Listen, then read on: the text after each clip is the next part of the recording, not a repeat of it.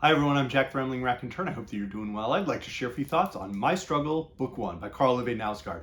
This book, there are reactions just across the spectrum on this book. Some people absolutely love it. Some people totally despise it. I've been listening and hearing those for almost a decade now. I can remember my wife talking to me about the book for the first time. It was before we had children, and say, hey, have you read this? I know you like Proust. Have you thought about this? And so I've twice tried to get into the text, and just things intervened in life where I could not sustain reading the book. Not because I hated it, but because there was just something going on where I couldn't really focus on anything besides like a play or some poetry or a crime novel, short stories, things like that. So to get into the book and really see the tension that Knausgaard creates. There is a propulsive sense to his voice, something that's compulsive about the writing, where it seems to just burst out and flow out as if the snowfall has all melted and suddenly there's this flash flood of consciousness, not so much a stream of consciousness. But also, as much as there's that propulsion, there's also this deep elliptical nature to it, the way he's drifting in and out of the narrative across this first book. And I haven't read the other 5. I don't know what to expect in those. But I did find that interesting. I found it compelling in many ways. I am near the age Knausgaard was when he was first writing the book, and my life is very different from his. The voice I think I share in reality with my family, with the people I work with the people, my friends, is probably, I would think, very different from the voice Knausgaard shares. And yet I still found the book incredibly compelling. I'm not a huge reader of autofiction or memoirs. I read no celebrity memoirs. But there were things that Knausgaard, I felt, got into that I could connect with in the book. Interspersed, of course, were his meditations on art, on the human body, on so many different aspects. And those were sort of the passages where I was like, wow, like this is some really incredible writing, some incredible style that he produces here. And the way that's sort of peppered and sprinkled throughout the book as a series of musings and reflective interludes, I thought was very effective. And so I want to just kind of get into a couple of those passages, but also interrogate the idea that this is autofiction. It certainly is, but is it autofiction in the way that, say, some of James Joyce's works were autofiction, or other writers? And so the opening passage is incredibly compelling. For the heart, life is simple. It beats for as long as it can, then it stops. Sooner or later, one day, this pounding action will cease of its own accord, and the blood will begin to run toward the body's lowest point, where it will collect in a small pool, visible from outside as a dark, soft patch on ever-whitening skin. As the temperature sinks, the limbs stiffen and the intestines drain. These changes in the first hours occur so slowly and take place with such inexorability that there is something almost ritualistic about them, as though life capitulates according to specific rules, a kind of gentleman's agreement, to which the representatives of death also adhere, inasmuch as they always wait until life has retreated before they launch their invasion of the new landscape. By which point, however, the invasion is irrevocable. The enormous hordes of bacteria that begin to infiltrate the body's innards cannot be halted. Had they but tried a few hours earlier, they would have met with immediate resistance. However, everything around them is quiet now, as they delve deeper and deeper into the moist darkness. And the next paragraph begins, the moment life departs the body, it belongs to death. At one with lamps, suitcases, carpets, door handles, windows, fields, marshes, streams, mountains, clouds, the sky, none of these is alien to us. We are constantly surrounded by objects and phenomena from the realm of death. Nonetheless, there are few things that arouse in us a greater distaste than to see a human being caught up in it. He then goes from that into remembering about his adolescence, living in Norway in a house, and different interactions with his brother, with his father, with his mother, who as much as he seems to have a positive series of memories with her, and he associates her with positive experiences in his childhood, we don't see her very often within these memories that he records. We see his grandparents as well, or his grandmother really. And we see some interactions with his friends, teenagers trying to start a band. And it's set sort of in the 1980s at that point in Norway. And so we have these different experiences that Karl Ove Knausgaard shares. And I think some of those are compelling. It's interesting to see what he remembers about these experiences, what he remembers about his life, the shenanigans, there's an unvarnished quality to it. He doesn't necessarily dress up his memories the way that he dresses up that paragraph about what happens to a human body as the cells can no longer perform respiration and keep the cells in the body alive. He doesn't necessarily get into what happens, in terms of a person's mind or consciousness. It's not particularly spiritual, but he opens with that, and he does ultimately come full circle. We ultimately see Knausgaard remembering what it was like to find out that his father had died, that his father, who had succumbed to severe alcoholism, had finally died, and to go and see where his father was living with Karl Ove's grandmother, his father's mother, and the life that they must have experienced in the final weeks or even years of their lives, and how Karl Ove and his brother Yngve try to deal with that and try to clean up this house, but there's something that's distant and separate for them from the experience. As much as Karl Ove Knausgaard is trying to give voice to this experience, he's also trying to muster some semblance of what his emotional experience is. And there's a real pathos, I think, that he achieves across those sections.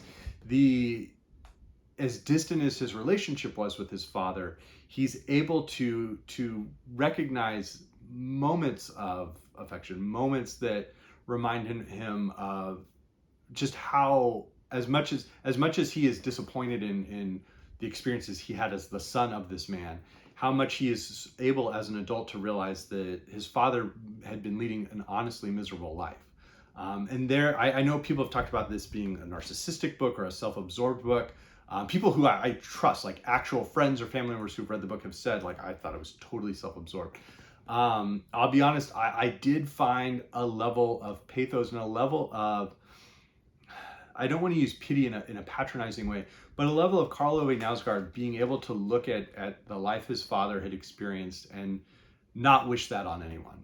As strained as his relationship had become with his father, to not wish that was something his father had to experience, or that his grandmother was living in and experiencing. And the way that he gradually lets this seep in, the portrait he paints of his father when he's younger, the distance, the way he feels that his father is putting him down and sarcastic about not really trusting him, the way that they don't really seem to have a lot of affection for each other, or even really necessarily respect for each other, for him to come full circle and view his father's final years and final hours with a sense of stark emotion I think it is not narcissistic. And perhaps that's my own experiences, but I found that part incredibly effective, that second half.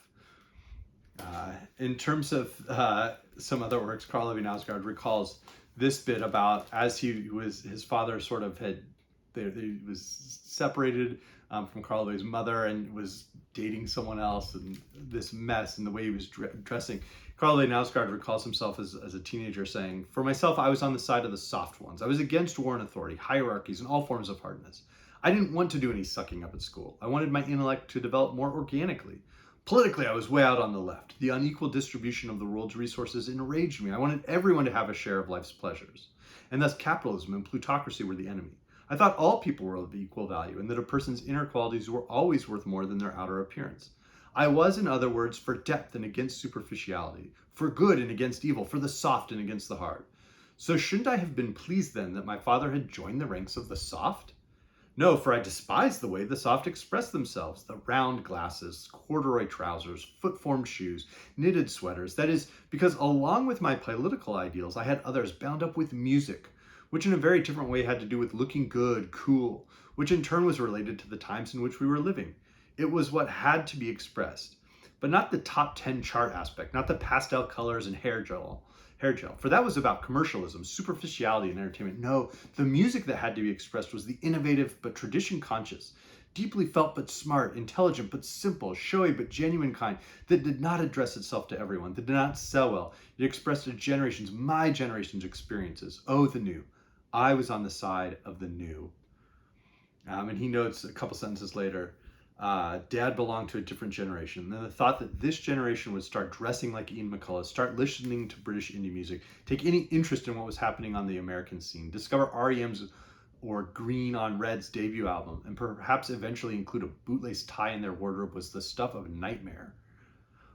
And the way that he expresses it, there is a level of contradiction there, and that Karl Ove Knausgaard, writing this in his late 30s, is aware of how contradictory this teenage attitude is. That he wants something for his father and their relationship that can never be. He wants his father to share his ideas, but also not to dress as if he shares the ideas, and that somehow his father's committed too hard in this way and doesn't really get what it's all about.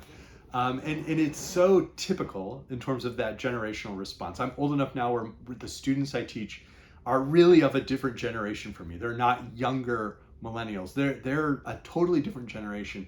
And the way they express themselves, the ideas they have, the ideals they have, the jokes they make, there are differences now that act as this gulf where try as hard as I can to have some sense of being able to connect with them. There is now this canyon that separates us that I can never quite cross, and they can never quite cross over either. And so there's something that Knausgaard is capturing in these brief flashes.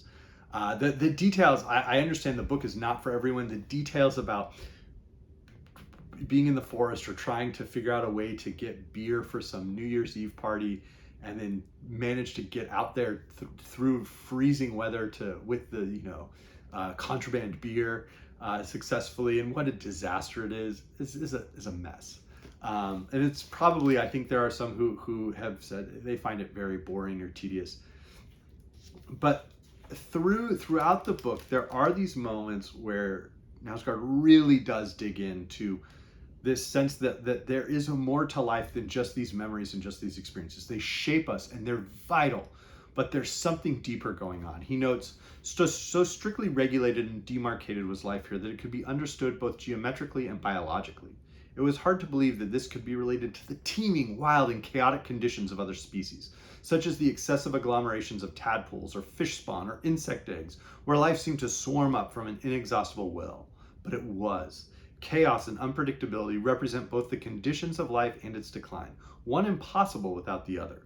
And even though almost all our efforts are directed toward keeping decline at bay, it does not take more than one brief moment of resignation to be thrust into its light, and not, as now, in shadow.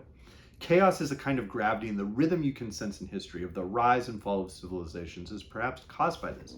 It is remarkable that the extremes resemble each other, in one sense at any rate. For in both immense chaos and a strictly regulated, demarcated world, the individual is nothing. Life is everything. In the same way that the heart does not care which life it beats for, the city does not care who fulfills its various functions. When everyone who moves around the city today is dead in 150 years, say, the sound of people's comings and goings following the same old patterns will still ring out. The only new thing will be the faces of those who perform these functions, although not that new, because they will resemble us. I threw the cigarette end on the ground and drank the last drop of the coffee, already cold. I saw life, I thought about death. And he goes on with more I statements, but he is thinking through life across these passages. And with that, there are also, across the second half, there begin to be these meditations on art and the significance of art, or the significance of creations outside of just life and what a person is doing day by day. We've seen what Karl Ove Knausgaard is experiencing day by day. We see what he remembers as a teenager, highly specific experiences, whole conversations. We'll talk about that in a minute. But he also has these concepts of memory, and I think this is where he really gets at something.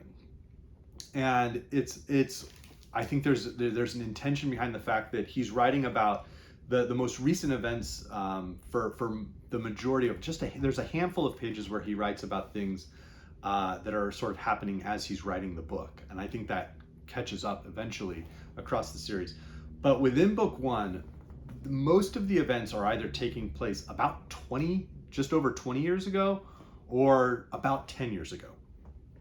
And there's a reason for that. And there's a sense that he needs a tiny bit of objectivity. As much as this is a subjective book that's hovering somewhere on the spectrum of fiction and nonfiction, he needs some sense of being able to distance himself from the events. And he writes, looking at art and the way that he appreciates certain paintings, it was striking they were all painted before the 1900s, within the artistic paradigm that always retained some reference to visible reality. Thus, there was always a certain objectivity to them, by which I mean a distance between reality and the portrayal of reality. And it was doubtless in this interlying space where it happened, where it appeared, whatever it was that I saw, when the world seemed to step forward from the world. When you didn't just see the incomprehensible in it, but came very close to it. Something that didn't speak and how no words could grasp, consequently forever out of our reach, yet within it. For not only did it surround us, we were ourselves part of it, we were ourselves of it.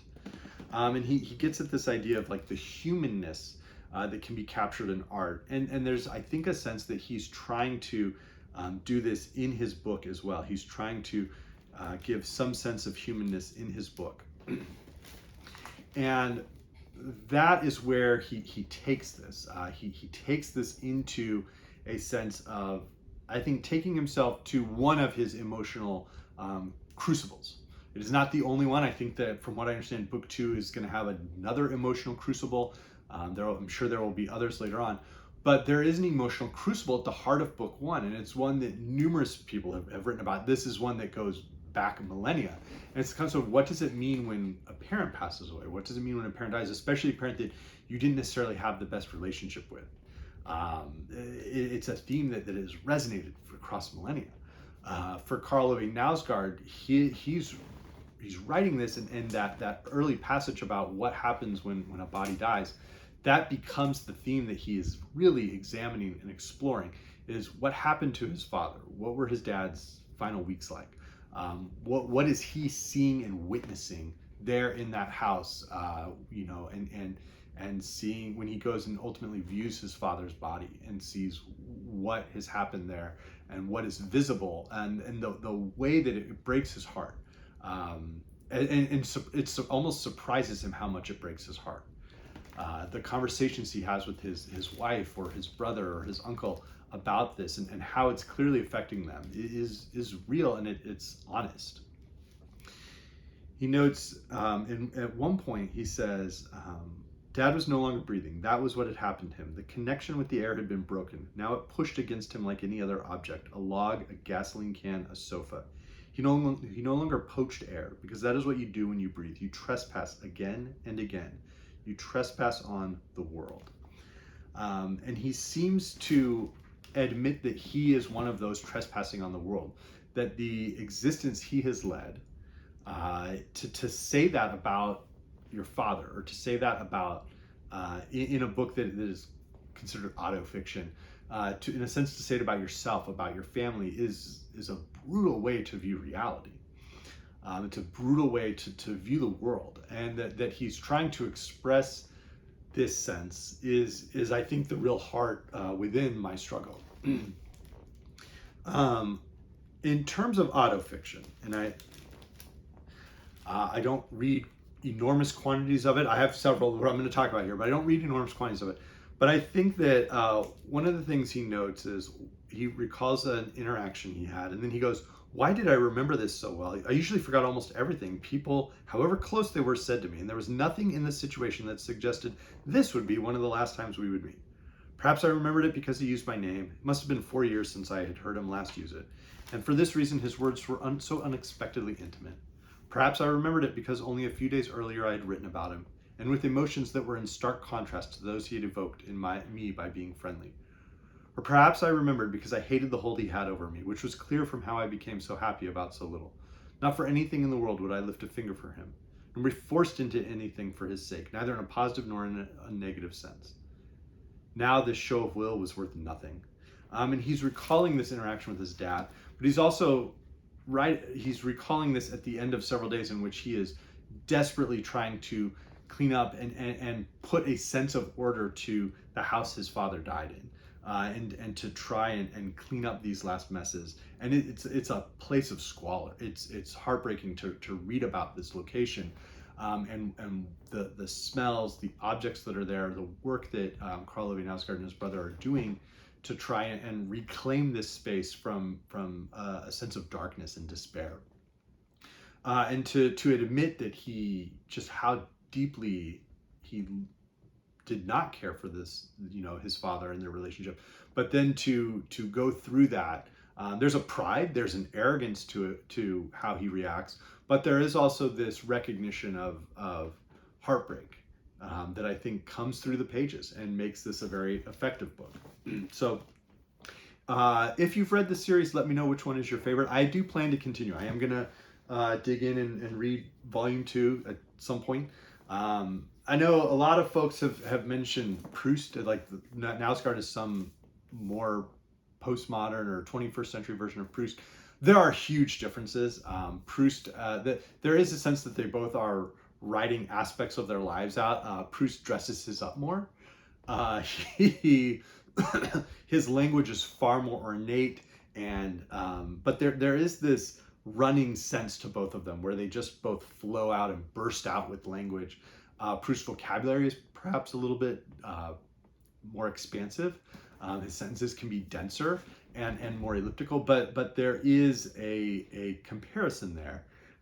In terms of Proust, maybe the book that came close was In the Shadow of Young Girls and Flower, the second volume of In Search of Lost Time, where he remembers being a sort of an older child, a teenager, wanting to fall in love and trying to spend time on vacations and finding his voice around adults, being able to speak to adults, not just as a child anymore. But honestly, I think there's also a comparison to Pepys, the Diary of Pepys, the way that Pepys leaves nothing out. He comes across as a brilliant bureaucrat and also as a monstrous, vile, lecherous man in these pages. He is constantly disappointing himself and just being an absolute brute. But he leaves nothing out. He gives us all the details. The things that he remembers, the specificity that he recalls is crucial. And of course, he was writing this in the moment. Boswell's London Journal perhaps comes to mind. But there is a difference. Knausgaard is somewhere in between the very deep diary of Pepys, that's true autobiographic memoir, in the moment, what is happening every day, and Proust, who is sort of dressing up his memories.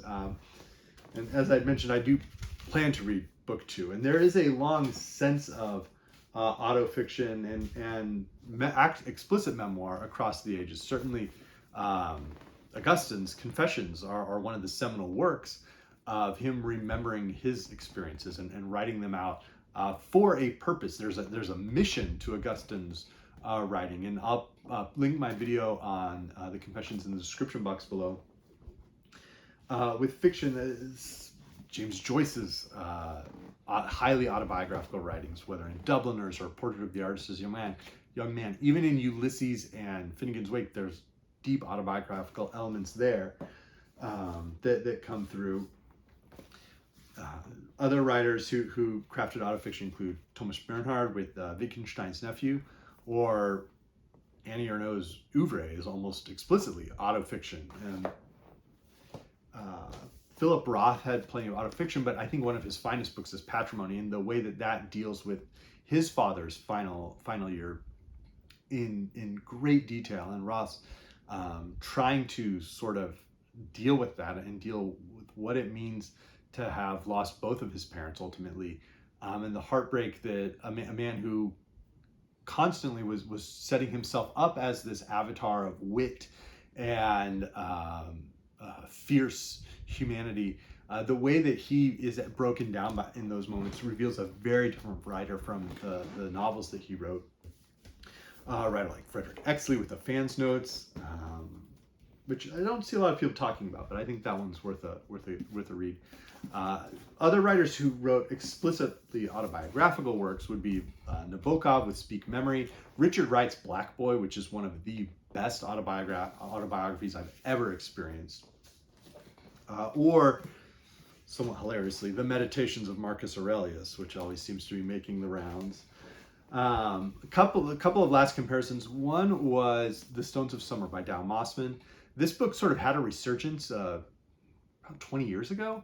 And the middle of this book, where Mossman has this autobiographical rendering of his years in high school and the summer in high school and the misadventures he was getting on there, up to there, really, I think, parallels Knausgaard's in a very highly stylized way, written throughout the 1960s, set in the late 1950s.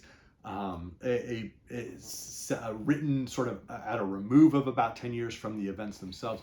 There's something really passionate here that comes through. And this is a great, great, great book. More folks should be reading. And then finally, I would say When We Dead Awaken. The Master Builder less so, but When We Dead Awaken by Ibsen, I think brings out certain parallels with what it means to be an artist, what it means to be a failed artist or a successful artist. I think those are parallels. So as I said, I do plan to read book 2 sometime. I do think this year. I'm gonna maybe read these the way I first read Proust, for a month or two separating each volume. But again, let me know if you have a favorite, and I hope everyone's doing well. Thank you.